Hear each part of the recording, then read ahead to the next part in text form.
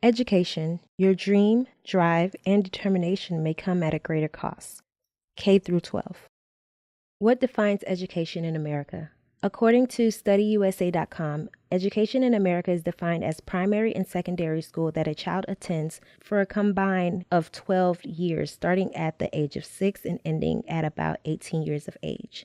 According to the Huffington Post, most recent global reports on education in America ranks number 17, putting the American educational system in the middle of all developing countries. Opinion. In reality, our culture of education is just not good enough. Our children are suffering, and we don't even know it. Benefits of education, K through 12. Social skills are built. Students are able to learn free of charge. Children receive exposure through positive feedback. Education aids students in building their future. Lifetime friendships are made. Why is education a social problem? In the most recent years, education has become a bigger social issue than we ever thought. As Americans, we would have to deal with. 5 reasons why education is a social problem. Most K through 12 educational facilities lack funding. Education does not change poor home environment. The American K through 12 school system do not know how to properly deal with mental health. Standardized testing is failing our children. Children are no longer being stimulated socially at school. Unfortunately, our schools just can't afford it. In America, K through 12 educational funding is cut every year. Major cuts reflect in the classroom more often than not. For many schools, the arts no longer exist. Updated textbooks and the opportunity to use updated technology is unheard of. How do we expect our kids to learn in a rapidly growing tech era if the tools needed can't be provided or afforded due to governmental cuts? The Center on Budget and Policy Priorities provide great information showing our schooling system and states simply can't afford education.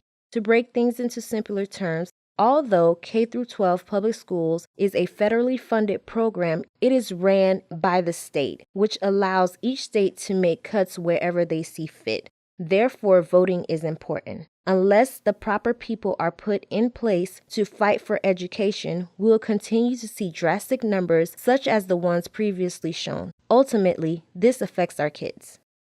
School was okay, but I'm still hungry. According to the SEF calculations of NCES Common Core data of 2013, over 25 of the 50 United States of America have over half of their student body that experiences a low-income home environment, most of which are led by single mothers that work on an average 2 jobs just to make ends meet. Most students find it hard to socially function at school when their bare necessities are not met. NCES Common Core Data 2013. Calculations provided by the NCES Common Core of Data argue the fact that over 50% of all students attending public schools come from low-income homes. Despite the fact that school is provided to students free of charge, the outside living conditions that children go through makes learning a challenge for many. Let's talk mental health in the U.S. How are we educating? The U.S. mental health crisis is on a rise, and the U.S. educational system is not ready. More oftentimes than not, educators, teachers, aides, counselors, etc. have no clue how to deal with students that suffer from mental health issues. Minorities are among the leading population of students that are being diagnosed with mental health disorders on a daily basis.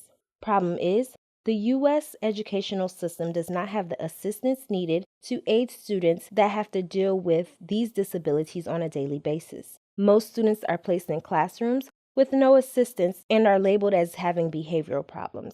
There are no plans nor aid being given to students and educators that have to assist students with mental health disabilities. Standardized testing. Standardized tests. Any examination that is administered and scored in a predetermined standard manner. These tests predict how well students are likely to perform in subsequent educational settings. All students attending public schools in the United States are required to pass standardized tests in order to progress to the next grade level. Can students actually perform? Who is to blame? The comparison between system blame and person blame. System blame. The parents need to be more involved. Raise your own kids. Parents should provide the supplies. Person blame. It's the politician's fault. The teachers are not trained to deal with our kids. We need more governmental assistance. They should supply computers. The president can't pass the standardized tests. The verdict is in. What's the remedy? Believe it or not, the remedy to this issue currently being found in our American educational system is education. Most of these issues can be resolved at the legislative level. The lawmakers lack education, and since most of the lawmakers are not affected by the public school educational system, it's hard for them to fight for something that they don't know. All of these issues listed are things that can be trained and addressed. As adults, it's our job to protect children, and a great start can be education.